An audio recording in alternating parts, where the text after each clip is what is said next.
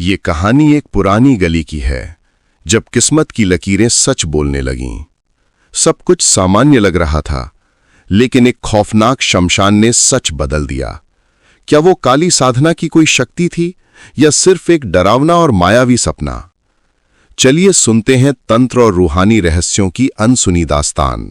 तारानाथ तांत्रिक की कहानी। शाम ढलने में अब बहुत कम समय शेष था।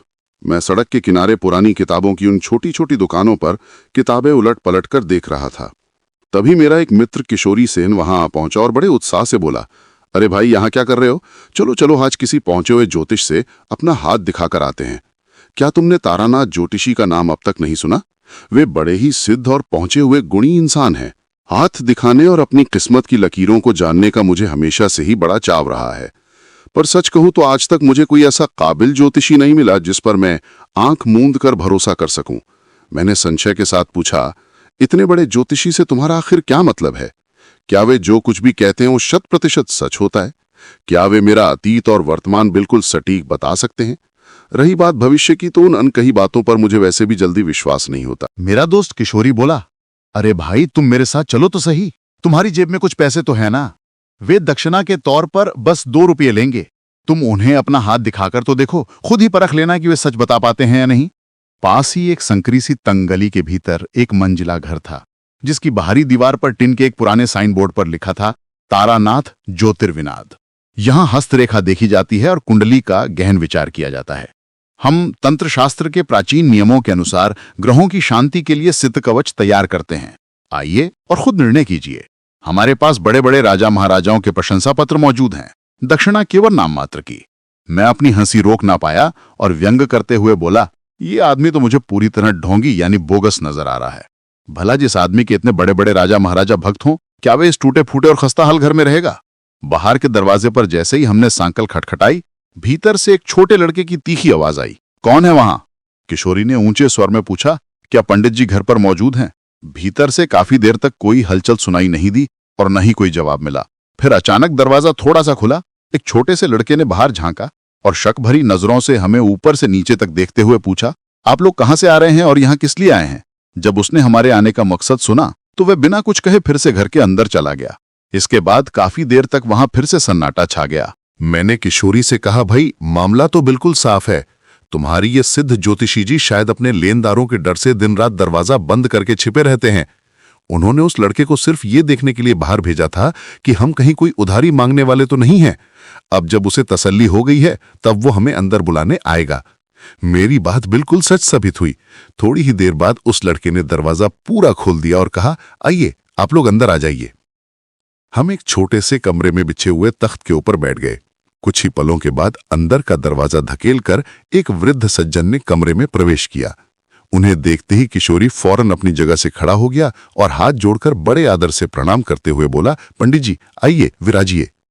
उन बुजुर्ग की उम्र कोई 60 या 62 साल से ज्यादा नहीं रही होगी। उनका रंग एकदम निखरा हुआ गोरा था और इस ढलती उम्र में भी उनके चेहरे की चमक देखने लायक थी। सिर के बाल लगभग पूरी तरह उड़ चुके थे। उनके चेहरे के भावों में एक अजीब सी चतुराई और बुद्धिमानी का संगम था और नीचे के जबड़े की दृढ़ बनावट उनके पक्के इरादों की गवाही दे रही थी। उनकी आंखें काफी बड़ी बड़ी और अत्यंत तेजस्वी थी। ज्योतिषी का चेहरा देखकर मुझे अचानक लॉर्ड रीडिंग की सूरत याद आ गई। दोनों के चेहरों में गजब की समानता थी। अंतर बस इतना था कि लॉर्ड रीडिंग के चेहरे पर आत्मविश्वास और सत्ता का प्रभाव कहीं ज्यादा गहरा था। वहीं इनके आंखों के कोनों की उन बारीक झुर्रियों में एक प्रकार की निराशा और अपनी हिम्मत हारने का भाव साफ झलक रहा था। ऐसा जान पड़ता था जैसे जितनी उम्मीदें और भरोसा लेकर उन्होंने अपनी जिंदगी का सफर शुरू किया था, अब उनमें से बहुत कुछ भी हमेशा के लिए खो चुके हैं। सबसे पहले मैंने ही अपना हाथ उनकी ओर बढ़ाया। उन वृद्ध पंडित जी ने बड़े ही एकाग्र मन से और काफी देर तक मेरे हाथ की रेखाओं को देखा। फिर अचानक मेरी आंखों में आंखें डालकर बोले, आपका जन्म 15 श्रावण 1305 को हुआ था, क्या मेरी गणना सही है? और आपका विवाह 1327 के उसी 15 श्रावण को संपन्न हुआ था, है ना? लेकिन शास्त्र के अनुसार अपने जन्म के महीने में तो विवाह वर्जित माना जाता है। फिर आपका ये विवाह कैसे हुआ? ऐसी विचित्र बात तो मैंने आज तक अपने अनुभव में नहीं देखी। उनकी बात सुनकर मैं हक्का बक्का रह गया, क्योंकि वो अक्षरशः सत्य थी।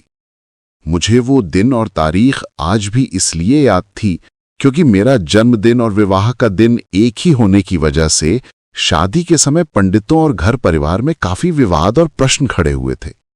तारानाथ ज्योतिषी को ये निजी बात निश्चित रूप से पता नहीं हो सकती थी, क्योंकि वे मुझे आज पहली बार देख रहे थे। यहां तक कि मेरे प्रिय मित्र किशोरी सेन को भी इस बारे में कोई जानकारी नहीं थी। आखिर हमारी जान पहचान तो महज 2 साल पहले ताश के ब्रिज खेल के एक अड्डे पर हुई थी, जहां ऐसी घरेलू और निजी बातें करने का कोई अवसर ही नहीं मिला था। फिर उस वृद्ध ने मेरी हथेलियों पर अपनी नजर गड़ाते हुए कहा, आपके 2 बेटे और 1 बेटी है। आपकी धर्मपत्नी का स्वास्थ्य आजकल कुछ ठीक नहीं चल रहा है।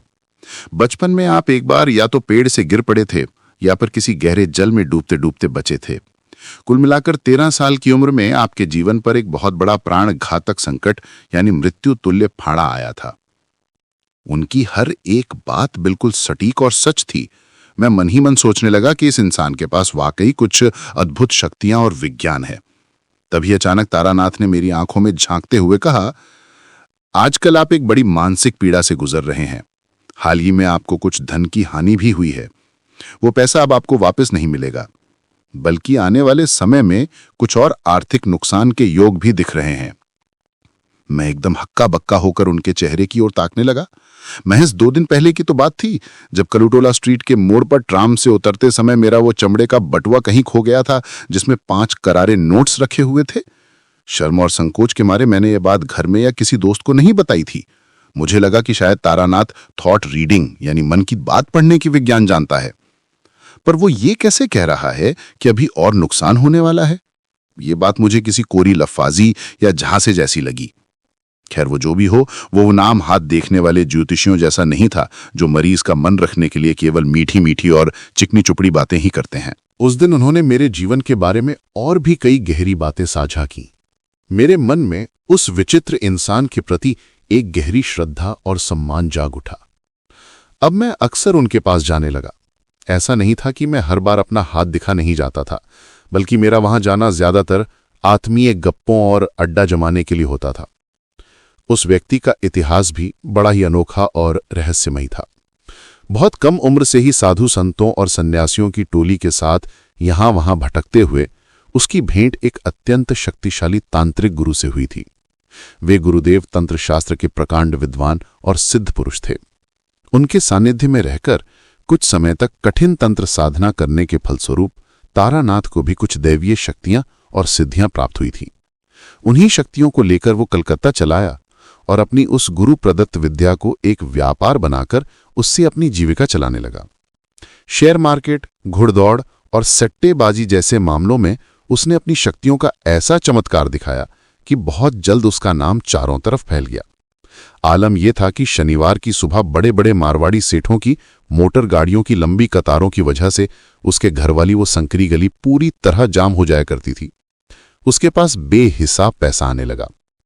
पर कहते हैं ना कि जिस रास्ते से लक्ष्मी आती है उसी रास्ते से विदा भी हो जाती है। उसके पास आया वो अकूत धन भी उसी रफ्तार से बाहर निकल गया। उसके हाथ में संचय के नाम पर 1 पाई भी नहीं बची। तारानाथ के जीवन में 3 बड़े व्यसन यानी नशे बहुत हावी थे: घुड़दौड़, सुरा और सुंदरियां।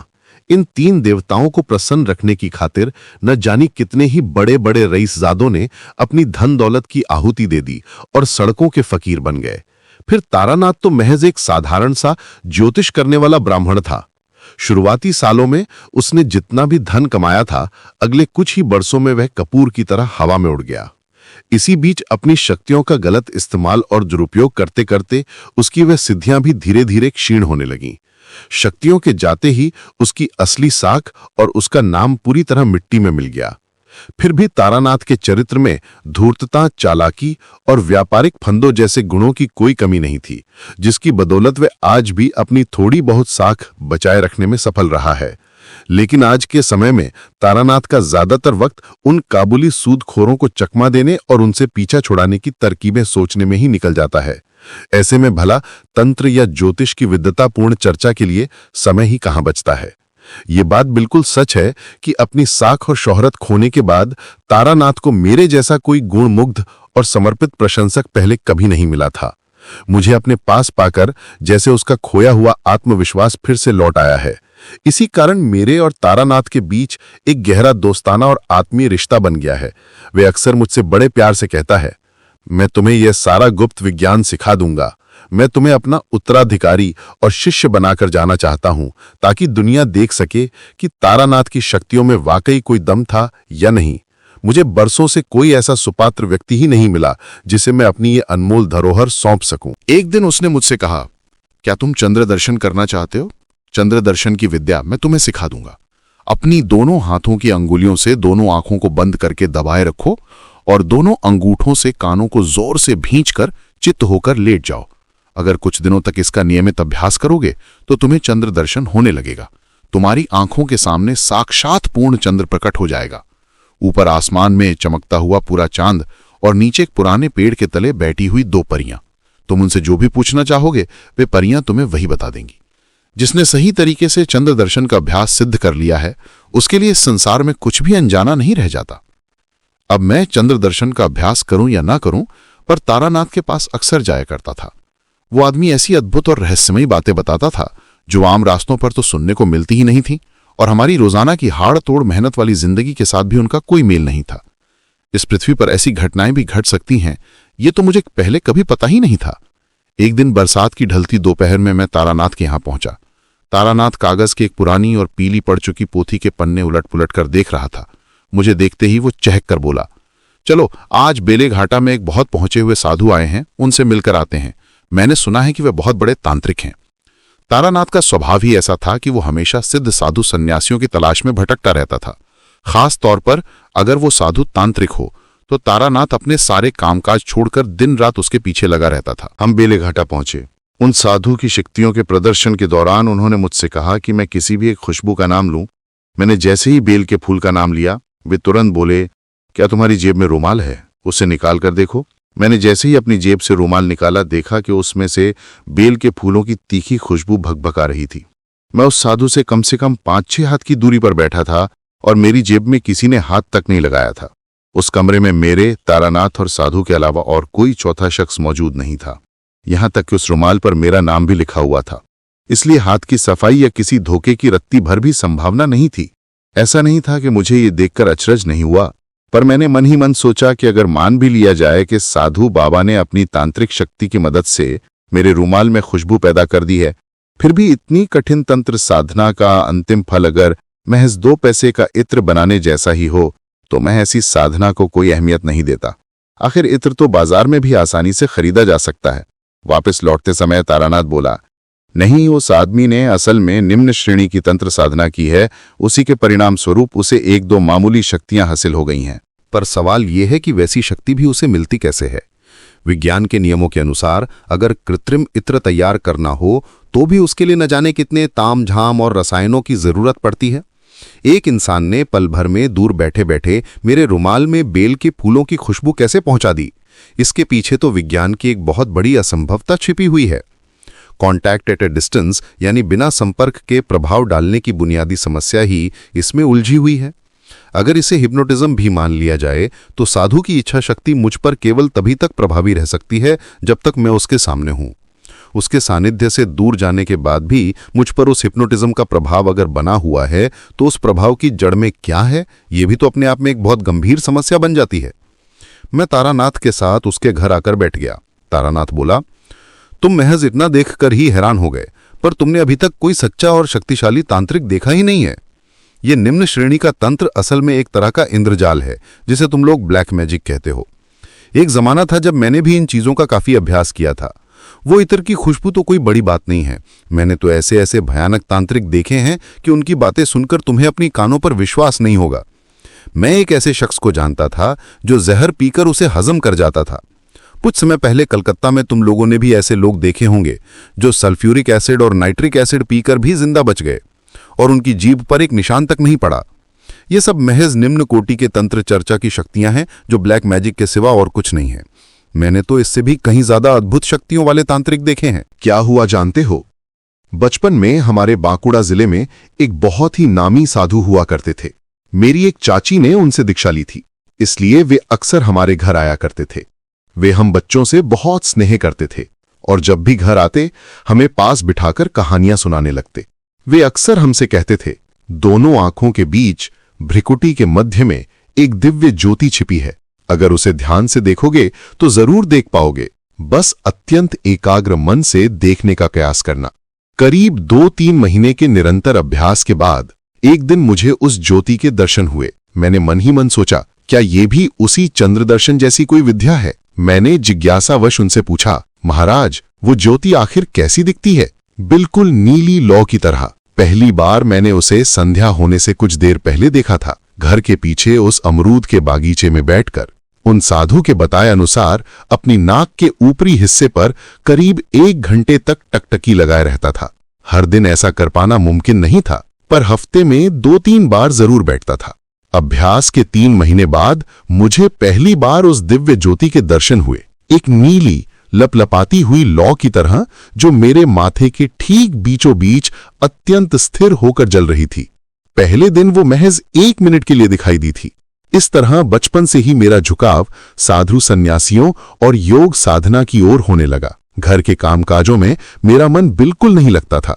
एक दिन मौका पाकर मैंने अपनी दादी का बक्सा तोड़ दिया और उसमें रखे कुछ पैसे लेकर सीधे काशी भाग गया। एक दिन मैं अहिल्याबाई घाट पर बैठा था। अभी संध्या पूरी तरह ढली नहीं थी और मंदिरों में शंख ध्वनि के साथ आरती शुरू हो चुकी थी। ठीक उसी समय मैंने एक लंबे चौड़े और ओजस्वी व्यक्तित्व वाले साधु को देखा, जो पैरों में खड़ाऊं पहने और हाथ में कमंडल लिए घाट की सीढ़ियों से नीचे उतर रहे थे। उनके पूरे शरीर से एक ऐसा दिव्य तेज निकल रहा था कि मेरी नजरें उन पर से हट ही नहीं रही थी। यूं तो मैंने काशी में न जाने कितने ही साधु देखे थे, पर उनमें कुछ अलग ही बात थी। मैं चुपचाप वहीं बैठा रहा। वे साधु जल भरकर वापस सीढ़ियां चढ़ने लगे और अचानक मेरी ओर देखकर बड़ी ही मीठी बांग्ला में बोले, बेटा तुम्हारा घर कहाँ है? मैंने उत्तर दिया, बांकुड़ा जिले के मडियारा रुद्रपुर में। वो नाम सुनते ही साधु जैसे ठिठक कर खड़े हो गए। उन्होंने हैरानी से पूछा, मडियारा रुद्रपुर? फिर भी न जाने क्या सोचने लगे। कुछ क्षणों के लिए वे जैसे अपनी ही पुरानी यादों में कहीं खो गए। फिर बोले, क्या तुमने वहां के रामरूप सान्याल का नाम सुना है? क्या तुम्हें पता है कि अब उनके वंश में कौन कौन जीवित है? हमारे गांव में सान्याल परिवार एक समय में बहुत ही रईस और संपन्न हुआ करता था। मैंने सुना था कि उनके घर की चौखट पर कभी हाथी बंधा करते थे, पर अब उनकी हालत बहुत खराब हो चुकी है। लेकिन मैंने रामरूप सान्याल का नाम पहले कभी नहीं सुना था। जब मैंने बड़े ही आदर के साथ सन्यासी जी से ये बात कही तो वे मंद मंद मुस्कुराने लगे और बोले, तुम्हारी उम्र ही आखिर क्या है, तुम भला ये सब कैसे जानोगे? अच्छा ये बताओ कि उस खेया घाट के पास वाला वो शिव मंदिर अब भी सलामत है ना? खेया घाट रुद्रपुर में तो अब नदी का नामो निशान भी नहीं बचा है। वो तो कब की सूख चुकी है। अब तो उस सूखी हुई जमीन पर लोग और मवेशी पैदल ही चलते हैं। फिर भी उस पुरानी नदी की सूखी हुई धार के किनारे एक बहुत ही प्राचीन और जर्जर शिव मंदिर अब भी घने झाड़ जंगलों के बीच खड़ा है। मैंने सुना है कि सान्याल परिवार के ही किसी पूर्वज ने उस मंदिर की स्थापना की थी। पर सवाल यह था कि इन सन्यासी जी को हमारे गांव की ये गुप्त बातें भला कैसे पता चली? मैंने बड़े आश्चर्य के साथ पूछा, आप तो हमारे गांव के बारे में सब कुछ जानते हैं। सन्यासी जी के चेहरे पर एक अत्यंत मधुर और स्नेहमयी मुस्कान खिल उठी, वैसी मुस्कान जो अक्सर एक अनुभवी दादा अपने छोटे और नादान पोते की किसी भोली बात पर देता है। सच कहूं तो उस पावन मुस्कान की स्मृति आज भी मेरे दिल में ताजा है। कोई बहुत ही उच्च कोटि का सिद्ध पुरुष ही वैसी निस्वार्थ मुस्कान दे सकता है। फिर उन्होंने बड़े ही शांत और स्नेहमय लहजे में एक प्रश्न किया, तुम आखिर घर छोड़कर यहां क्यों भागे आए हो? क्या धर्म, कर्म और मोक्ष की खोज में निकले हो? इससे पहले कि मैं कोई जवाब दे पाता, वे फिर बोले, बेटा अपने घर वापस लौट जाओ और अपनी जिम्मेदारी संभालकर संसार धर्म का पालन करो। ये सन्यास का कठिन मार्ग तुम्हारे लिए नहीं है, मेरी बात मान लो। मैंने बड़ी हताशा में कहा, महाराज आप ऐसी कठोर बात मत कहिए। क्या मेरा प्रयास सफल नहीं होगा? मेरा इस संसार में कोई मोह नहीं है, मैं सब कुछ त्याग कर ही यहां आया हूं। वे हंसकर बोले, इसे संसार त्यागना नहीं कहते। संसार तूने छोड़ा नहीं है और ना ही कभी छोड़ पाएगा। तू अभी बच्चा है, ना समझ है, अभी कुछ भी समझने की तेरी उम्र नहीं हुई है। जा घर लौट जा अपने माता पिता के मन को कष्ट मत दे। मैंने देखा कि वे अपनी बात पूरी करके जा रहे हैं, तो मैंने अनुनय करते हुए कहा, लेकिन आपने हमारे गांव के बारे में कैसे जाना? क्या ये नहीं बताएंगे? कृपा करके बताइए। उन्होंने मेरी बात का कोई उत्तर नहीं दिया और तेज कदमों से आगे बढ़ने लगे। मैं भी हट पकड़कर उनके पीछे पीछे हो लिया। कुछ दूर जाने के बाद उन्होंने ठिठक कर मुझसे पूछा, तू पीछे पीछे क्यों आ रहा है? मैं आपको नहीं छोड़ूंगा। मुझे आपसे कुछ और नहीं चाहिए, बस आपका साथ चाहिए। उन्होंने बड़े ही स्नेह के साथ कहा, मेरे साथ आने से तेरा कोई लाभ नहीं होगा। तुझे संसार के कर्तव्यों का पालन करना ही होगा। तुझमें इस कठिन मार्ग पर चलने की शक्ति नहीं है। जा, चला जा। मैं तुझे आशीर्वाद देता हूं कि सांसारिक जीवन में तेरी बहुत उन्नति होगी। अब मुझ में उनका पीछा करने का साहस नहीं बचा था। कोई एक ऐसी अदृश्य शक्ति थी जो मेरी इच्छा के विरुद्ध मुझे उनके पीछे जाने से रोक रही थी। कुछ देर वहीं खड़े रहकर जब मैंने सामने की ओर देखा तो वे कहीं नहीं थे। मैं समझ ही नहीं पाया कि वो किस गली में मुड़ गए या किस दिशा में ओझल हो गए। प्रसंगवश बता दूं कि बहुत दिनों बाद घर वापस लौटकर मैंने गांव के बहुत बुजुर्ग लोगों से काफी पूछताछ की, पर रामरूप सान्याल का कोई अता-पता नहीं मिला। सान्याल परिवार के आज के नौजवान लड़के तो इस बारे में कुछ भी नहीं बता सके। उनके एक हिस्सेदार जलपाईगुड़ी के डाकघर में काम करते थे, फिर रिटायर होकर उस साल सर्दियों में गांव आए थे। बातों बातों में जब एक दिन मैंने उनसे ये सवाल किया तो वे बोले, देखो, बचपन में मैंने अपने ताऊ जी के पास एक पुरानी बही देखी थी जिसमें हमारे वंश का पूरा इतिहास लिखा था। ताऊ जी को इन सब बातों का बड़ा शौक था। वे बड़े कष्ट उठाकर और जगह जगह भटक कर वंश की वंशावली जुटाते थे। उन्हीं के मुंह से मैंने सुना था कि करीब 4-5 पीढ़ी पहले हमारे ही वंश में रामरूप सान्याल ने नदी के किनारे उस मंदिर की स्थापना की थी। रामरूप एक सिद्ध साधक पुरुष थे। उन्होंने विवाह किया था, उनके बच्चे भी हुए, लेकिन संसार के माया जाल में उनका मन कभी नहीं रमा। रामरूप के एक बड़े भाई थे जिनका नाम रामनिधि था। वे अपनी जवानी में ही बिना विवाह किए सन्यासी बनकर घर छोड़ गए थे और फिर कभी वापस नहीं लौटे। ये कम से कम 150 साल पुरानी बात होगी। मैंने बड़ी उत्सुकता से पूछा, वो शिव मंदिर मैदान के बीच में ऐसी अजीब जगह पर क्यों है? वे बोले, ऐसी बात नहीं है, वहां तब एक बहती हुई नदी हुआ करती थी। उसका बहाव बहुत तेज था और वहां से बड़ी बड़ी नावें गुजरा करती थीं। कहते हैं कि एक बार उस मंदिर के नीचे वाले घाट पर कोई बड़ी नाव टकराकर टूट गई थी, इसीलिए उसका नाम लाभांगा का खेया घाट पड़ गया।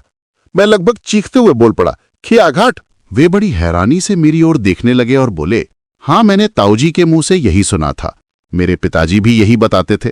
इसके अलावा हमारे पुराने कागजात में भी लिखा है कि वो शिव मंदिर लाभांगा के खेया घाट पर ही बनाया गया था। पर तुम बताओ, तुम्हें ये सब बातें जानने की जरूरत क्यों पड़ी? क्या कोई किताब वगैरह लिख रहे हो क्या? मैंने उनसे तो कुछ नहीं कहा, लेकिन मेरा ये दृढ़ विश्वास हो गया और आज भी है कि काशी के वे सन्यासी और कोई नहीं बल्कि रामरूप के बड़े भाई रामनिधि स्वयं थे। वे अपने किसी अद्भुत यौगिक शक्ति के बल पर 150 साल बाद भी जीवित हैं। घर लौटने के कुछ समय बाद मैं फिर से साधु सन्यासियों की खोज में निकल पड़ा। वीरभूम के एक गांव में मैंने सुना कि वहां के शमशान में एक पागल औरत रहती है जो असल में एक बहुत बड़ी तांत्रिक सन्यासिनी है। मैं उस पागल औरत से मिलने नदी के किनारे शमशान में गया। वो एक फटे पुराने कंबल में लिपटी हुई पड़ी थी। जितने मैले और गंदे उसके कपड़े थे, उतने ही धूल भरे और जटाओं वाले उसके बाल थे। मुझे देखते ही वो आग बबूला हो गई। चिल्लाकर बोली, निकल यहां से, किसने कहा तुझे यहां आने को? उसके उस अस्त व्यस्त, डरावने और मलिन रूप को देखकर मन में जो डर आया था, उसे बड़ी मुश्किल से दबाकर मैंने कहा, मां, कृपा करके मुझे अपना शिष्य बना लीजिए। मैं बहुत दूर से आया हूं, मुझ पर दया कीजिए। वो पागल औरत फिर से चीख कर बोली, भाग यहां से, वरना बड़ी भारी मुसीबत में पड़ जाएगा। उस पागल औरत ने अपनी उंगली से गांव की ओर इशारा करते हुए साफ शब्दों में कहा, जा, यहां से चला जा। वो एकदम वीरान और डरावना शमशान था और उसकी वो भयानक सूरत देखकर मेरा मन कांप उठा। पागल इंसान का आखिर क्या भरोसा, न जाने कब क्या कर बैठे। उनका कोई दीन ईमान नहीं होता। उस दिन तो मैं डर के मारे वहां से लौट आया, पर अगले ही दिन न जाने कौन सी कशिश थी कि मैं फिर से वहीं पहुंच गया। मुझे देखते ही वो पागल सन्यासिनी चिढ़कर बोली, अरे तू फिर से आ गया, अब यहां क्या लेने आया है? मैंने बड़े ही विनीत भाव से हाथ जोड़कर गिड़गिड़ाते हुए कहा, माँ, मुझे भागे पर थोड़ी दया कीजिए। पर वो तो जैसे गुस्से की साक्षात मूरत बनी बैठी थीं। वो चिल्लाईं, दूर हट, निकल जा यहां से। और फिर आओ देखा ना ताओ, उसने मुझे एक जोरदार लात दे मारी। कहने लगी, अगर दोबारा यहां अपनी सूरत दिखाई तो बहुत बुरा होगा, बहुत ही सावधान रहना। आखिरकार चेता दिया है तुझे। उस रात मैं बिस्तर पर लेटा हुआ यही सोचता रहा कि अब यहां से चले जाना ही मेरे लिए बेहतर है। आखिर इस पागल औरत के चक्कर में पड़कर किसी दिन अपनी जान से ही हाथ धो बैठूंगा। पर भोर होते होते मैंने एक बड़ा ही अजीबो गरीब सपना देखा। ऐसा लगा जैसे वो सन्यासिनी मेरे सिरहाने खड़ी है, पर अब उसके चेहरे पर वो पुरानी कड़वाहट नहीं थी। वो मंद मंद मुस्कुराते हुए मुझसे बड़े लाड़ से कह रही थी, क्यों रे, वो लात बहुत जोर से लगी थी क्या? अरे बुरा मत मान, कल दोपहर को फिर से मेरे पास आना। जैसे ही सुबह हुई मैं फिर से शमशान की ओर भाग खड़ा हुआ, पर वहां जाते ही मेरा सारा भ्रम टूट गया। मुझे देखते ही वो पागल औरत काली का रूप धारण कर खड़ी हो गई और शमशान की एक जलती हुई लकड़ी उठाकर मेरी तरफ फेंक दी। अब तो मैंने भी मरने मिटने का फैसला कर लिया था और हिम्मत जुटाकर कह ही दिया, अगर ऐसी ही बात थी तो रात को सपने में मुझे बुलाने क्यों आई थी? आपने ही तो आने को कहा था, तभी तो मैं यहां आया हूं। वो अचानक खिलखिलाकर हंस पड़ी और बोली, अच्छा मैं गई थी तुझे बुलाने, मैं तो तेरा मूंड चबाने गई थी। चल भाग यहां से। पता नहीं क्यों उस पागल औरत के व्यक्तित्व में कोई ऐसा अनोखा और अलौकिक आकर्षण था जिसने मुझे पूरी तरह अपनी ओर खींच लिया था। मैंने वहीं खड़े खड़े ये बात महसूस कर ली थी। वो भले ही मुझे बाहर से ताड़ना दे रही थी और भगा देने का ढोंग कर रही थी, पर मुझे अंदर ही अंदर एहसास हो रहा था कि कोई अज्ञात और अगोचर शक्ति मुझे उसकी ओर खींच रही है। अचानक वो रुकी और किसी जमींदार घर की बड़ी बहू की तरह अधिकारपूर्ण मुद्रा में उंगली दिखाकर बोली, यहीं बैठ जा। उसकी उंगली उठाकर इशारा करने की वो अदा बिल्कुल किसी राजसी घराने की मालकिन जैसी थी, जिसके हुक्म की तामील न करने का कोई रास्ता ही नहीं बचा था। लिहाजा मैं वहीं जमीन पर बैठ गया। वो बड़े ही खींच भरे अंदाज में बोली, अरे क्यों बार बार यहां आकर मुझे परेशान करता रहता है? तेरे बस का कुछ नहीं है। अभी तो तुझे इस सांसारिक दुनिया के न जाने कितने भोग और विलास भोगने हैं। मैं बिल्कुल चुप रहा। फिर कुछ पलों बाद वो अचानक कहने लगी, अच्छा कुछ खाएगा? अब तू यहां आ ही गया है और ऊपर से ब्राह्मण का लड़का है, तो तुझे कुछ खिलाना तो पड़ेगा ही। बता क्या खाना चाहता है? मेरे मन में उसकी तांत्रिक शक्ति को आजमाने की बड़ी तीव्र इच्छा हुई। मैंने लोक कथाओं में सुन रखा था कि सिद्ध साधु सन्यासी जो चाहें पल भर में प्रकट कर सकते हैं। कलकत्ता वाले उन गंध बाबा के पास मैंने थोड़े बहुत चमत्कार देखे जरूर थे, पर वे मुझे उतने विस्मयकारी नहीं लगे थे। मैंने चुनौती देते हुए कह दिया, मुझे इमरती, ताज़ा जलेबी, मावे की बर्फी और मर्तमान केला खाना है। उस पागल सन्यासिनी ने तब एक निहायत ही हैरत अंगेज और चमत्कारी कृत्य कर दिखाया। पास ही शमशान के कुछ जले हुए और राख से सने कोयले पड़े थे। उसने उन्हें हाथ में उठाया और मेरी ओर बढ़ाते हुए बड़े विश्वास से बोली, ये ले खा, ये ताज़ा मावे की बर्फी है। मैं तो अवाक रह गया। मुझे दुविधा में फंसा देख वो पागलों की तरह खिलखिलाकर हंसने लगी और बेतुकी बातें करते हुए बोली, खा खा जल्दी खा, यही मावे की बर्फी है। मुझे लगा कि शायद ये भी कोई अलौकिक माया हो और मुंह में डालते ही इसका स्वाद बदल जाए, पर जैसे ही मैंने वो पोयला मुंह में डाला, छी, वो तो चिता का वही कड़वा जला हुआ और बेस्वाद कोयला ही था। मैंने तुरंत उसे थूक दिया और मुंह साफ करने लगा। वो सन्यासिनी फिर से ठहाका मारकर हंसने लगी। अब तो गुस्से और दुख के मारे मेरी आंखों में आंसू छलक आए। मैंने सोचा कि मैं कितना बड़ा मूर्ख हूं जो यहां चला आया। ये औरत तो सिर्फ एक साधारण पागल है और कुछ नहीं, और गांव के उन गंवारों ने इसे न जाने क्या से क्या बना दिया है। उसने अपनी हंसी रोकी और ताना मारते हुए बड़े ही तीखे स्वर में बोली, क्यों, खाली रबड़ी और केला? बड़े पेटू और लांची जान पड़ते हो। क्या सिर्फ खाने के लालच में यहां शमशान में मेरे पास आए हो? भाग यहां से जानवर, निकल गा। मुझे उसकी ये बात बहुत चुभ गई। आज तक किसी ने मेरे मुंह पर ऐसी कड़वी और अपमानजनक बात नहीं कही थी। मैं बिना एक शब्द बोले फौरन वहां से उठकर चला आया। पर विश्वास कीजिए, उसी रात फिर से वही नजारा हुआ। मैंने सपने में देखा कि वो सन्यासिनी मेरे सिरहाने खड़ी मुस्कुरा रही है और कह रही है, अरे गुस्सा मत कर, आज दोपहर को फिर से आ जाना, ऐसे रूठते नहीं है। छी, आज भी मुझे इस बात का संदेह होता है कि मैं उसे सपने में देख रहा था या वो जागृत अवस्था में मेरे सामने मौजूद थी। खैर, सुबह उठते ही मेरा सारा गुस्सा भाप गमकर उड़ गया। मुझे लगा जैसे उसने मुझ पर कोई काला जादू कर दिया हो। दोपहर के समय मैं फिर से उसके पास जा पहुंचा। इस बार उसका रूप बड़ा ही शांत और सौम्य था। वो प्रसन्न होकर बोली, अरे तू फिर से आ गया? बड़ा ही हठी और ढीठ लड़का है तू। तेरा पीछा छुड़ाना इतना आसान नहीं है। मैंने चिढ़कर उससे पूछा, क्यों मेरा बंदर नाच नचा रही हो? दिन में तो अपमान करके बेइज्जती के साथ भगा देती हो और फिर रात को सपने में आकर मिलने के लिए कहती हो। मुझे इस तरह परेशान करके तुम्हें आखिर क्या हासिल होगा? पगली ने मेरी आंखों में झांकते हुए पूछा, क्या तू ये कर पाएगा? क्या तुझ में इतना कलेजा है? जैसा मैं कहूंगी क्या तू ठीक वैसा ही करेगा? मैंने भी जोश में कह दिया, हां मुझ में हिम्मत है, जो कहोगी वही करूंगा, आजमा कर देख लो, पीछे नहीं हटूंगा। उसने मेरे सामने एक बड़ा ही डरावना और अजीब सा प्रस्ताव रखा। वो बोली, आज रात तू मुझे मार डाल, मेरा गला घोंटकर मेरी जान ले ले। उसके बाद मेरी मृतदेह पर बैठकर तुझे साधना करनी होगी। मैं तुझे सारे नियम कायदे और विज्ञान समझा दूंगी। बाजार से शराब खरीद ला और साथ में थोड़े भुने हुए चावल और चने भी। साधना के दौरान जब मेरा शव अचानक अपना मुंह फाड़कर भयानक और विकराल आवाज में चीखेगा, तब मेरे मुंह में एक घूंट शराब और थोड़े भुने हुए चावल चने डाल देना। तुझे भोर होने तक इसी तरह मुर्दे पर बैठकर मंत्रों का जाप करना होगा। रात की उस सन्नाटे में तुझे डराने के लिए न जाने कैसी कैसी खौफनाक चीजें आएंगी, पर याद रखना वे इंसान नहीं होंगे, उनसे डरना मत। अगर तू डर गया तो तेरी साधना तो मिट्टी में मिलेगी ही, साथ ही तू अपनी जान से हाथ धो बैठेगा। बोल, क्या तू राजी है? मैं तो सन्न रह गया। मुझे अंदाजा भी नहीं था कि वो ऐसी खौफनाक और रोंगटे खड़े कर देने वाली बात कहेगी। मैंने घबराकर कहा, मैं सब कुछ कर सकता हूं, पर किसी इंसान का खून करना मेरे बस की बात नहीं है। और फिर तुम मेरे लिए अपनी जान क्यों दोगी? पगली आग बबूला हो गई और चिल्लाकर बोली, तो फिर यहां मरने क्यों आया था रे मुझुल से? निकल यहां से, भग। उसने मुझे न जाने कितनी गंदी गंदी और अश्लील गालियां दी। उसके मुंह में कुछ भी अटकता नहीं था। उसकी जबान बड़ी खराब थी। पर अब मुझे इन सब बातों की आदत हो गई थी। मैंने दिल पर नहीं लेता था। मैंने शांति से कहा, क्यों इतना गुस्सा कर रही हो? किसी की जान लेना क्या कोई हंसी खेल है? आखिर मैं एक शरीफ और भद्र घर का लड़का हूं। पगली ने अपना मुंह बिचकाया और चिढ़ाते हुए बोली, बड़ा आया शरीफ घर का लड़का। अगर इतना ही शरीफ था तो इस रास्ते पर कदम ही क्यों रखे रे मनहूस? तंत्र मंत्र की ये कठिन साधना किसी शरीफ घर के लड़के का काम नहीं है। जा, चुपचाप कमीज और चादर पहनकर किसी दफ्तर में जाकर नौकरी कर। निकल यहां से। मैंने दलील देते हुए कहा, तुम तो बस गुस्सा ही करना जानती हो। क्या तुमने पुलिस के पचड़े के बारे में सोचा है? जब मुझे फांसी की सजा होगी तब मुझे बचाने कौन आएगा?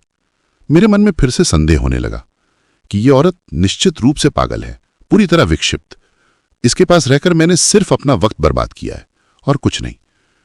पर तभी मुझे याद आया कि मैंने इसी पगली के मुंह से शुद्ध संस्कृत के श्लोक और तंत्र की गूढ़ बातें सुनी हैं।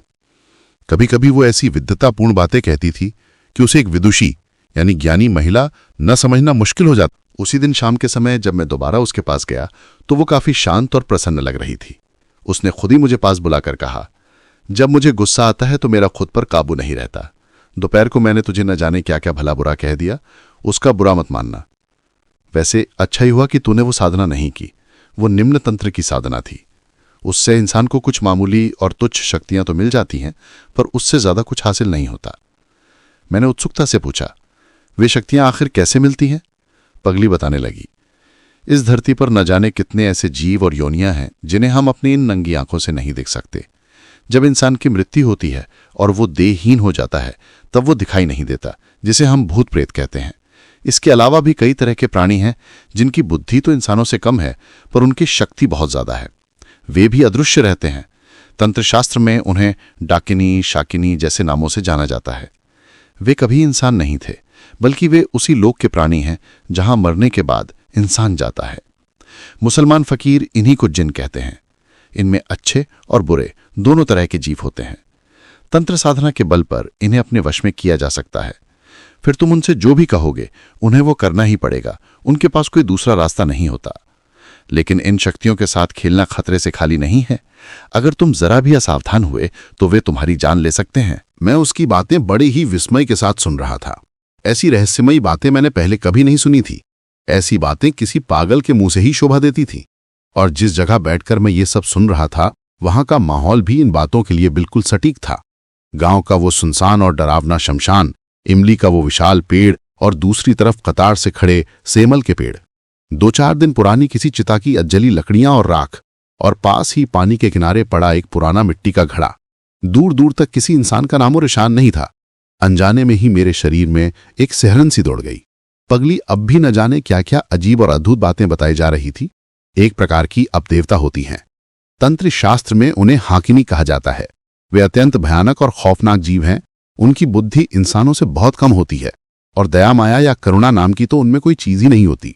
उनका मन बिल्कुल जंगली जानवरों जैसा होता है, लेकिन तांत्रिक विज्ञान के अनुसार उनकी शक्ति सबसे ज्यादा होती है। वे समझो जैसे प्रेत लोक के खूंखार बाघ भालू हों।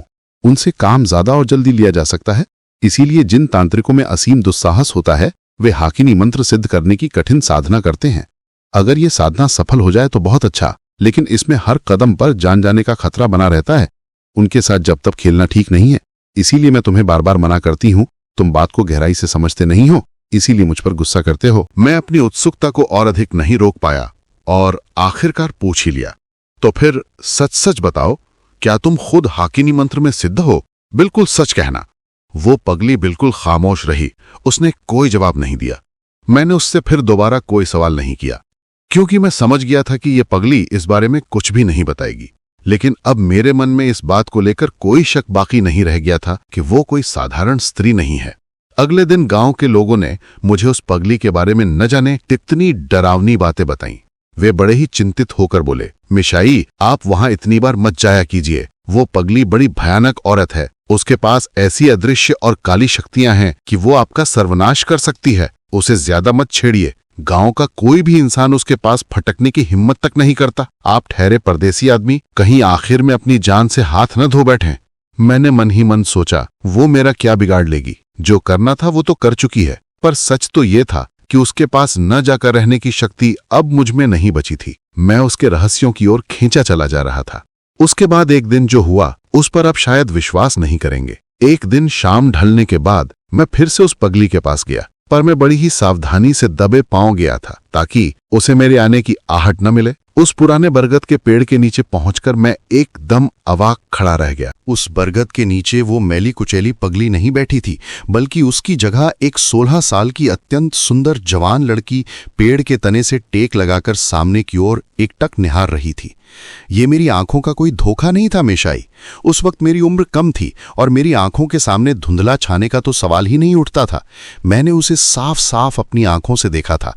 मैंने सोचा, अरे ये कौन आ गई? क्या मुझे आगे जाना चाहिए या यहीं से चुपचाप लौट जाना चाहिए?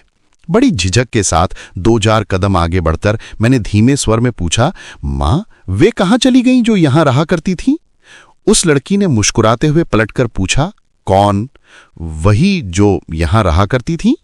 वो लड़की खिलखिलाकर हंस पड़ी और अपनी आंखों में चमक लाते हुए बोली, अरे मुई मृत्यु, कौन है वो? जरा उसका नाम तो बताओ। क्या नाम लेने में तुम्हें शर्म आ रही है? मैं ये सुनकर बुरी तरह चौंक गया।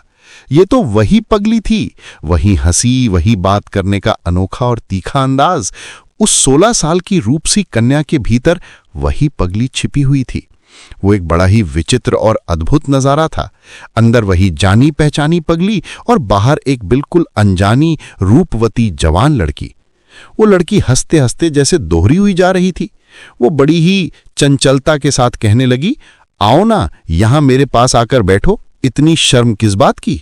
अब इतनी लाज शर्म की कोई जरूरत नहीं है। आओ, इधर बैठो। अचानक मेरा मन किसी अनहोनी की आशंका से कांप उठा। उस लड़की का वो हाव भाव और रंग ढंग मुझे रत्ती भर भी ठीक नहीं लगा।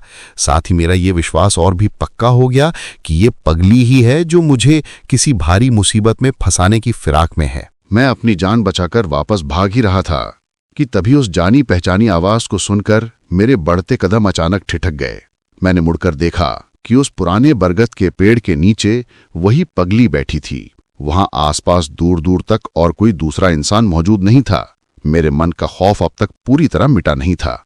मैंने मन ही मन दृढ़ निश्चय किया कि आज चाहे जो हो जाए, मैं यहां एक पल भी नहीं रुकूंगा और बस चुपचाप अपने घर वापस लौट जाऊंगा। पगली ने मेरी घबराहट को ताड़ लिया और बड़े ही सहज स्वर में कहा, आओ, यहां आकर बैठो। मैंने अपनी शंका जाहिर करते हुए पूछा, तुमने उस समय वैसी जवान लड़की का मायावी रूप क्यों धारण किया था? आखिर तुम्हारी मंशा क्या है? तुम्हारा क्या मतलब है? पगली ने झुंझलाकर कहा, अरे मुई मृत्यु, ये घाट का मुर्दा न जाने क्या अनाप शनाप और बेतुकी बातें बक रहा है। मैंने बड़े ही कातर स्वर में गुहार लगाई, नहीं, मैं बिल्कुल सच कह रहा हूं। मेहरबानी करके मुझे इस तरह मत डराओ। आखिर मैंने तुम्हें अपनी मां मानकर पुकारा है। पगली ने मेरी ओर गंभीरता से देखते हुए कहा, तो फिर मेरी बात गौर से सुन। तू उस मिट्टी का नहीं बना है कि तंत्र की ये कठिन और दुर्गम साधनाएं कर सके। तेरे बस की ये बात नहीं है, और तुझे बहुत बड़ा सिद्ध पुरुष या साधु बनने का ढोंग करने की भी कोई जरूरत नहीं है। ठहर, मैं तुझे एक दो ऐसी गुप्त विद्याएं सिखा दूंगी जिनसे तू ताउम्र अपना गुजारा बड़े आराम से कर सकेगा। पर इस काम को सिद्ध करने के लिए एक शव यानी मुर्दे की जरूरत पड़ेगी। बहुत जल्द इस घाट पर न जाने कितने ही मुर्दे बहकर आएंगे। तब तक तू बस धीरज धर और इंतजार कर। पर जैसा जैसा मैं तुझे आदेश दूंगी, तुझे ठीक वैसा ही करना होगा। बोल, क्या तू इसके लिए तैयार है? बिना शव साधना के तंत्र विज्ञान में कुछ भी बड़ा हासिल नहीं होता। उस वक्त मुझ पर भी न जाने कैसा पागलपन और मरोड़ सवार हो चुका था। सच कहूं तो मैं कभी डरपोक किस्म का इंसान नहीं रहा, पर कभी किसी मृतदेह के ऊपर आसन जमाकर साधना करूंगा, ऐसी भयानक कल्पना तो मैंने अपने बुरे सपनों में भी नहीं की थी। फिर भी मैंने पगली के उस डरावने प्रस्ताव को स्वीकार कर लिया। मैंने कहा, ठीक है, तुम जैसा कहोगी मैं वैसा ही करूंगा, पर बस एक ही प्रश्न और मेरी शर्त है कि मैं पुलिस के किसी कानूनी पचड़े या हंगामे में न फंसूं। बाकी मैं हर तरह का खतरा मोल लेने को तैयार हूं। एक दिन संध्या ढलने से कुछ ही समय पहले मैं उसके पास पहुंचा। उस दिन मैंने महसूस किया कि पगली का मिजाज और उसके हाव भाव कुछ बदले बदले और रहस्यमयी से थे। उसने मुझसे बड़े ही गुप्त अंदाज में फुसफुसाते हुए कहा, एक मुर्दा मिल गया है, मेरे पीछे पीछे दबे पांव चले आओ। हम जल के किनारे पहुंचे, जहां एक विशाल पाकड़ का पेड़ खड़ा था, जिसकी जड़ें पानी के भीतर काफी गहराई तक उतरी हुई थीं। उन उलझी हुई और जटिल जड़ों के बीच एक जवान लड़की का शव फंसा हुआ था, जिसकी उम्र कोई 16 या 17 साल रही होगी। शायद वो तेज बहाव के साथ किसी ऊपरी घाट से बहकर यहां आ फंसा था। पगली ने अधिकारपूर्ण स्वर में आदेश दिया, इस शव को बाहर निकाल, उन जड़ों के सहारे सावधानी से पानी में उतर जा। पानी के भीतर मुर्दे का वजन काफी हल्का महसूस होगा। उसे खींचकर बाहर निकाल और ऊपर जड़ों के मजबूत हिस्से पर टिका दे, ताकि वो फिर से पानी की लहरों के साथ बह न जाए। उस वक्त मुझे अपने तनमन की कोई सुध नहीं थी। मैं बस एक बेजान यंत्र की तरह उसके आदेशों का पालन कर रहा था। शव के बदन पर अब भी कपड़े थे जो उन पानी की जड़ों में बुरी तरह उलझ गए थे। मुझे ज्यादा मशक्कत नहीं करनी पड़ी। थोड़े से ही प्रयास में मैंने उसे जड़ों के जाल से मुक्त करके बाहर खींच लिया। पगली ने चेतावनी देते हुए बड़े ही कड़े स्वर में कहा, तुझे इसी शव के ऊपर बैठकर अपनी साधना का श्री गणेश करना होगा। देखना कहीं खौफ के मरे डर न जाना। अगर तू जरा भी डरा तो समझ ले कि तू मौत के क्रूर पंजे में समा गया।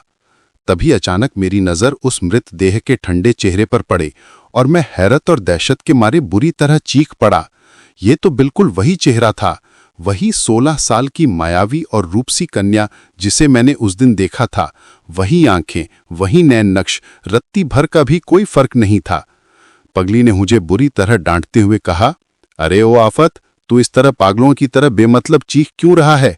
मेरा सिर चकराने लगा था और दिमाग ने जैसे काम करना पूरी तरह बंद कर दिया था। उस वक्त उस सुनसान घाट पर पगली को देखकर मेरे मन में एक भयानक और आदिम डर समा गया। मैंने सोचा कि ये तो बड़ी ही खतरनाक और जादुई औरत है। गांव के लोग आखिरकार इसके बारे में बिल्कुल सच ही कहते थे। पर अब वापस लौटने के सारे रास्ते पूरी तरह बंद हो चुके थे। शाम ढलते ही पगली ने मुझे जो गुप्त निर्देश दिए, मुझे मजबूरी में ठीक वैसा ही करना पड़ा। शव साधना के उन डरावने और रोंगटे खड़े कर देने वाले अनुष्ठानों के बारे में सब कुछ विस्तार से बताना मुमकिन नहीं है। संध्या बीतते ही मैं उस मृत देह के ऊपर अपना आसन जमा कर बैठ गया। पगली ने मेरे कान में एक ऐसा मंत्र फूका जिसका कोई अर्थ समझ में नहीं आ रहा था। उसने कहा कि मुझे बिना रुके एक लय में निरंतर इसी का जाप करना है। मुझे रत्ती भर भी विश्वास नहीं था कि इन सब अजीबोगरीब क्रियाओं से कुछ हासिल हो सकता है। यहां तक कि जब उसने मुझे आखिरी बार चेताया कि अगर तुझे यहां रात के सन्नाटे में कोई खौफनाक मंजर या रूहानी विभीषिका दिखाई दे तो डरना मत, अगर तू डर गया तो तेरी मृत्यु निश्चित है। तब भी मेरे मन में कोई विश्वास नहीं जागा। धीरे धीरे आधी रात का समय हो गया। वो सुनसान शमशान, चारों तरफ कोई इंसान नहीं और गहरा घना अंधेरा जिसने 10 दिशाओं को निगल लिया था। वो पगली न जाने कहां उछल हो गई। मैंने फिर उसे नहीं देखा। अचानक नदी के किनारे झाड़ियों की ओट से सियारों का एक झुंड चीख पड़ा। सियारों का रोना तो हम अक्सर सुनते ही हैं, पर उस खौफनाक शमशान में एक ताजा मुर्दे पर बैठे हुए सियारों की उस आवाज ने मेरे पूरे बदन में एक सनसनी सी दौड़ दी। मेरा रोम रोम सिहर उठा। ठीक उसी पल एक और अजीब वाकया हुआ। अब तुम इस पर विश्वास करो या ना करो, यह तुम्हारी मर्जी है, पर तुमसे झूठ बोलकर मेरा कोई भला नहीं होने वाला। मैं तारानाथ ज्योतिषी हूं जो सिर्फ पैसों की भाषा समझता है।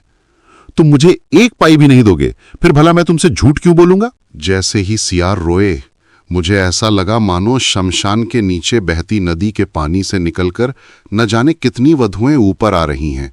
छोटी उम्र की बहुएं जिन्होंने अपने चेहरे पर लंबा घूंघट खींच रखा था। वे पानी से निकलकर आईं, मगर ताज्जुब की बात यह थी कि किसी के भी कपड़े भीगे नहीं थे। वे झुंड के झुंड चले आ रहे थे। 1, 2, 5, 10, 20। उन सब ने आकर मुझे चारों तरफ से घेर लिया। मैं एक मन से अपना मंत्र जप रहा था। मैंने सोच लिया था जो होगा देखा जाएगा। थोड़ी देर बाद जब मैंने आंखें फाड़कर और गौर से देखा तो पाया कि मेरे आसपास एक भी बहू नहीं है, बल्कि वे सब करुआ पक्षी हैं जो बीरभूम की नदियों के किनारे अक्सर देखे जाते हैं। वे अपने दोनों पैरों पर बड़ी गंभीरता से इस तरह चलते हैं जैसे कोई इंसान चल रहा हो। एक पल के लिए मेरा मन हल्का हो गया। चलो, शुक्र है ये तो सिर्फ परिंदे हैं। पर मेरा ये ख्याल अभी पूरा भी नहीं हुआ था कि अगले ही पल मेरे चारों तरफ कई औरतों के खिलखिलाकर हंसने की आवाज गूंज उठी। उन हंसी की आवाजों ने मेरे जिस्म के खून को जैसे बर्फ की तरह जमा दिया। मैंने मुड़कर देखा तो वहां एक भी पक्षी नहीं था, बल्कि वे सब जवान बहुएं थीं। वे सब एक साथ अपना घूंघट हटाकर मेरी ओर एकटक ताक रही थीं, और उनके चारों ओर उस विशाल मैदान में जहां तक मेरी नजर जाती थी, अंधेरे के बीच असंख्य नरकंकाल सफेद सफेद साए की तरह खड़े थे, दाएं बाएं, पास और दूर, हर तरफ। ना जाने कितने पुराने और जर्जर हड्डियों के वे ढांचे, जिनमें से कईयों के हाथों की उंगलियां तक गायब थीं। धूप और बारिश की मार से उनकी हड्डियों की परतें उधड़ चुकी थीं और वे गल रही थीं। किसी की खोपड़ी में छेद था तो किसी के पैरों की हड्डियां टूटकर टेढ़ी हो गई थीं। उनके चेहरे अलग अलग दिशाओं में मुड़े हुए थे। उनके खड़े होने के अंदाज को देखकर ऐसा लगता था जैसे किसी ने बड़े जतन से उन्हें सहारा देकर वहां खड़ा कर रखा हो। कंकालों की ओट में पीछे खड़ा वो साया जिसने इन्हें संभाल रखा है, वो जैसे ही इन्हें छोड़ेगा, ये सब हड्डियों के ढांचे हड़बड़ाकर ढेर हो जाएंगे और सड़ी गली लूनी लगी हड्डियों का एक विशाल टीला खड़ा हो जाएगा। फिर भी ऐसा लग रहा था मानो वे सब के सब जिंदा हैं और मुझे पहरा दे रहे हैं कि मैं इस शमशान से अपनी जान बचाकर भाग न सकूं। वे अपनी हड्डियों वाले हाथ बढ़ाकर एक साथ मेरा गला घोंटने के इंतजार में खड़े थे। मैं सोच ही रहा था कि अब अपनी जगह से उठकर सीधे सर पर दौड़ लगा दूं, तभी मैंने देखा कि मेरे सामने एक अत्यंत रूपवती और सुंदर कन्या मुस्कुराते हुए मेरा रास्ता रोककर खड़ी है। अब ये कौन आ गई? खैर, मैं हर तरह के मंजर का सामना करने के लिए तैयार होकर ही आज इस शव साधना में उतरा था। इससे पहले कि मैं कुछ कह पाता, वो लड़की खिलखिलाकर हंसते हुए बोली, मैं षोडशी हूं, समस्त महाविद्याओं में श्रेष्ठ। क्या तुम्हें मैं पसंद नहीं आई? मैंने उस पगली तांत्रिक के मुंह से महाविद्याओं के बारे में सुना तो बहुत था, पर साथ ही ये भी सुना था कि बरसों की कठिन तपस्या और साधना के बाद भी उनके साक्षात दर्शन दुर्लभ होते हैं, और यहां इतनी आसानी से। मैंने बड़ी ही श्रद्धा और विस्मय के साथ कहा, ये मेरा परम सौभाग्य है कि साक्षात आप यहां पधारी हैं। आज मेरा जीवन पूरी तरह सफल और धन्य हो गया। उस रहस्यमयी लड़की ने अपनी तीखी नजरों से मुझे देखते हुए सवाल किया, तो फिर तुम ये महाप्या की मादरड़ा मारा ई साधना क्यों कर रहे हो? मैंने बड़ी ही सरलता से जवाब दिया, महाराज, मुझे तो रत्ती भर भी विज्ञान नहीं है कि कौन सी साधना कैसी होती है और उसका फल क्या है। उस शमशान वाली पगली ने मुझे जैसा जैसा बताया, मैं तो बस एक नासमझ की तरह वैसा ही करता जा रहा हूं।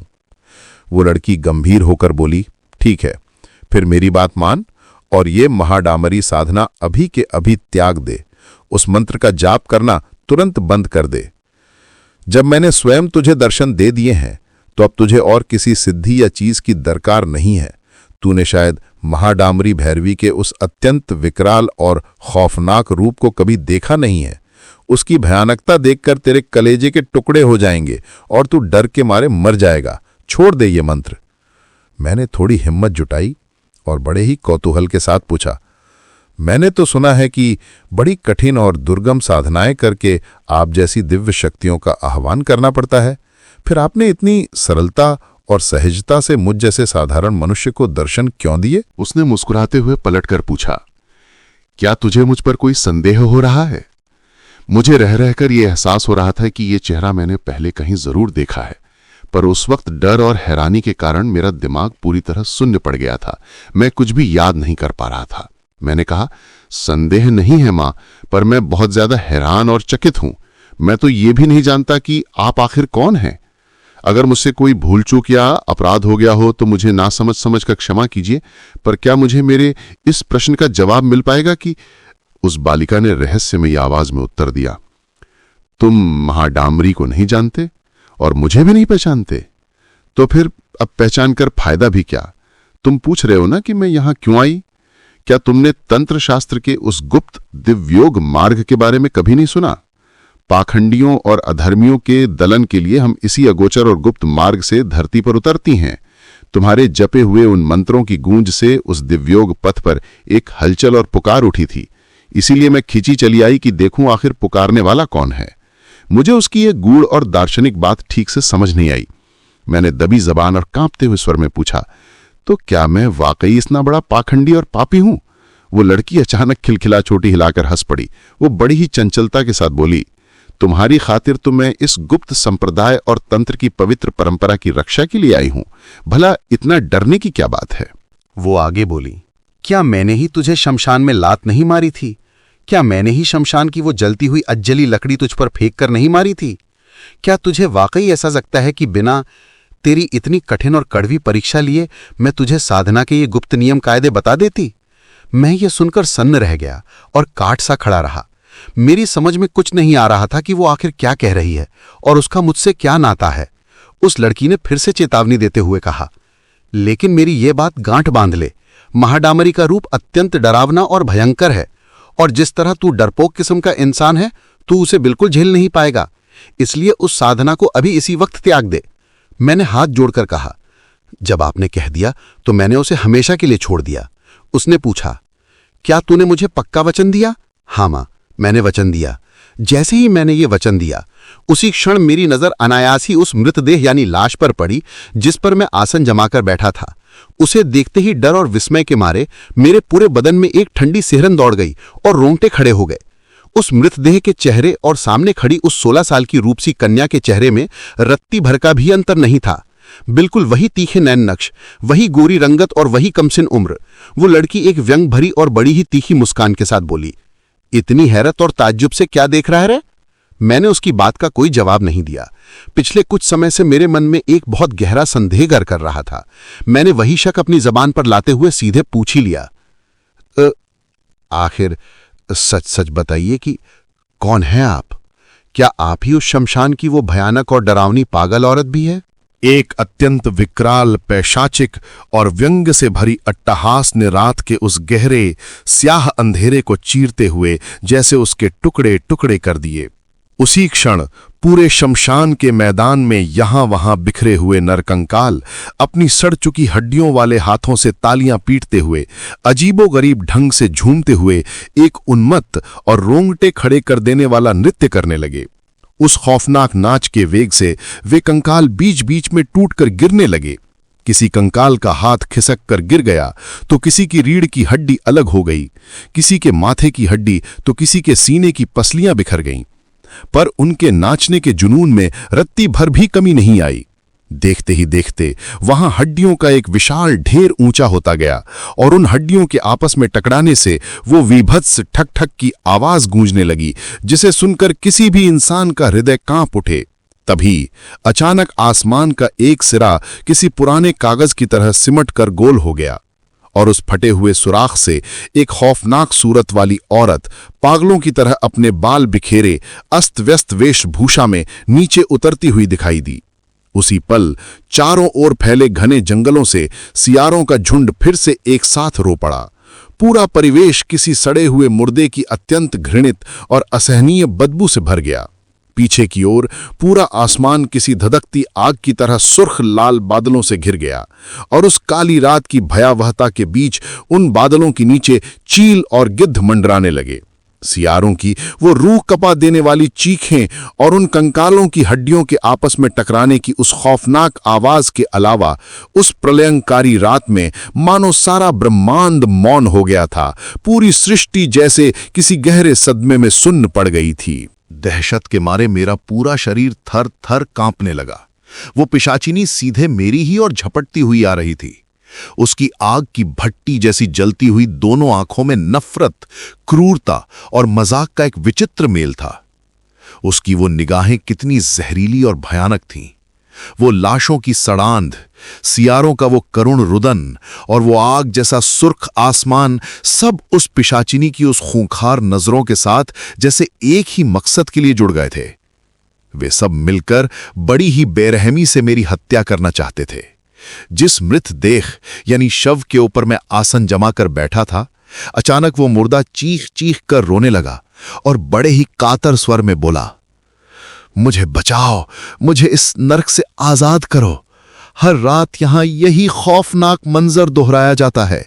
मुझे कत्ल करके मार दिया गया था, इसीलिए मेरी आत्मा को शांति नहीं मिली। मेरी आज तक सद्गति नहीं हुई। मुझे इस बंधन से मुक्त करो। न जाने कितने बरसों से मैं इस शमशान की मिट्टी में तड़प रहा हूं। 56 साल बीत गए, पर मैं अपना दुख आखिर किससे कहूं? यहां कोई भी मुझे देखने वाला नहीं है। डर के मारे मेरा दिमागी संतुलन पूरी तरह बिगड़ गया। मैं पूरी तरह दिशाहीन हो गया और तुरंत अपना आसन छोड़कर सरपट दौड़ लगा थी। जब मैं भाग रहा था, तब तक पूरब दिशा में हल्का उजाला होने लगा था और सुबह की पहली किरण फूट रही थी। शायद मैं बेहोश होकर वहीं गिर पड़ा था। जब मुझे होश आया और मैंने अपनी आंखें खोली, तो देखा कि वो पागल तांत्रिक सन्यासिनी मेरे सामने बैठी बड़े ही व्यंग और मजाक भरी मुस्कान के साथ मुझे ताक रही थी। हम दोनों उसी पुराने बरगद के पेड़ के नीचे बैठे थे जहां से सब शुरू हुआ था। पगली ने तंज कसते हुए कहा, देख ली मैंने तेरी बहादुरी और तेरी दौड़। आखिर तो अपना आसन छोड़कर तुम दबाकर भाग खड़ा हुआ ना।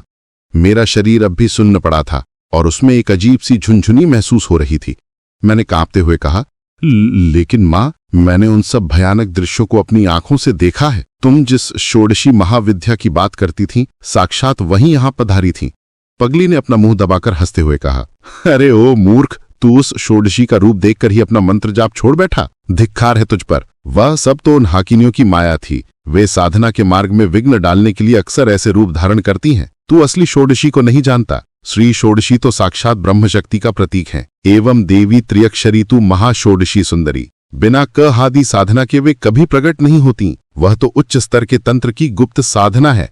तू उसके विज्ञान के बारे में भला क्या जानता है? वह सब सिर्फ एक छलावा और मायावी जाल था। मैंने संशय के साथ दबे स्वर में पूछा, पर उन्होंने मुझसे कितनी सारी और कितनी जरूरी बातें की थी, और मैंने उस पिशाचिनी जैसी भयानक रूप वाली औरत को भी तो अपनी इन आंखों से देखा था। उस समय मेरा दिमाग ठीक से काम नहीं कर रहा था। तभी मुझे धुंधला सा याद आया कि उस पगली की भी शायद उस छाया के साथ कोई बातचीत हुई थी, पर वो आखिर क्या थी ये मुझे याद नहीं आ रहा था। पगली बोली, तेरा नसीब अच्छा है कि तू बच गया।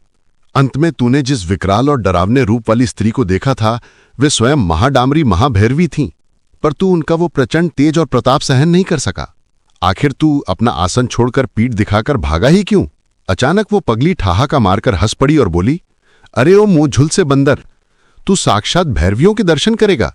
अरे मैं खुद जिनका नाम अपनी जबान पर लाने की हिम्मत नहीं जुटा पाती, मेरा काम तो महज इन हाकिनियों के साथ है।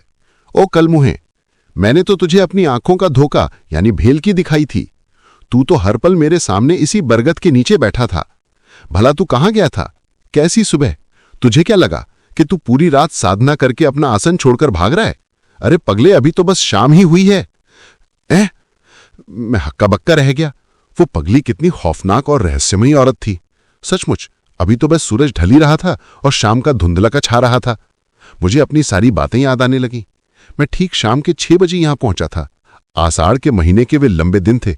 वो लाश को किनारे पर लाना, वो डरावनी शव साधना, वे नर कंकाल, वो षोडशी कन्या और आसमान में मंडराते चील गिद्धों का झुंड, वो सब महज मेरी आंखों का भ्रम और एक डरावना सपना था। मैंने सुन्न होकर पूछा, तुमने मुझे इस तरह क्यों छला और क्यों मुझे इतना खौफनाक डर दिखाया? पगली बड़ी गंभीरता से बोली, मैं तो बस तेरी परख कर रही थी, तुझे आजमा रही थी। तेरे भीतर वो तेज और वो कलेजा नहीं है। तंत्र की ये कठिन साधना तेरे बस की बात नहीं है। अब तू आज के बाद फिर कभी यहां आने की कोशिश मत करना। अगर आ भी गया तो फिर मेरी सूरत नहीं देख पाएगा। मैंने कहा, बस मेरे एक प्रश्न का जवाब देती जाओ। तुम्हारे पास इतनी अद्भुत और अपार शक्तियां हैं, फिर तुम इन मामूली छलावों और भेलकी के जाल में क्यों फंसी रहती हो? तुम उच्च कोटि के तंत्र की साधना क्यों नहीं करती? पगली अब थोड़ी गंभीर और शांत हो गई। वो बोली, तू इन गूढ़ बातों को नहीं समझ पाएगा। महाषोडशी, महाडामरी और मां त्रिपुरा, ये सब साक्षात महाविद्याएं हैं। ये उस परम ब्रह्म शक्ति का स्त्री रूप हैं। इनकी साधना महज एक जन्म में पूरी नहीं होती। मेरा पिछला जन्म भी इसी खोज में बीता और ये जन्म भी लगभग हाथ से निकल गया। मुझे इस बार भी किसी काबिल गुरु के दर्शन नहीं हुए। जा, अब तो यहां से निकल। तुझ जैसे नासमझ से इन सब बातों पर चर्चा करने का क्या फायदा? मैंने तुझे कुछ गुप्त शक्तियां जरूर दी हैं, पर तू उन्हें बहुत दिनों तक संभाल कर नहीं रख पाएगा। जा, अब भाग यहां से। मैं वहां से लौट आया। आज इस बात को बीते हुए पूरे 40 साल हो चुके हैं। मैं फिर कभी उस जगह नहीं गया। सच तो यह है कि खौफ के मारे मेरी फिर कभी हिम्मत ही नहीं हुई। उस पगली के दर्शन भी मुझे फिर कभी नहीं हुए। उस वक्त मैं बहुत छोटा था, नासमझ था, इसलिए उसे पहचान नहीं सका।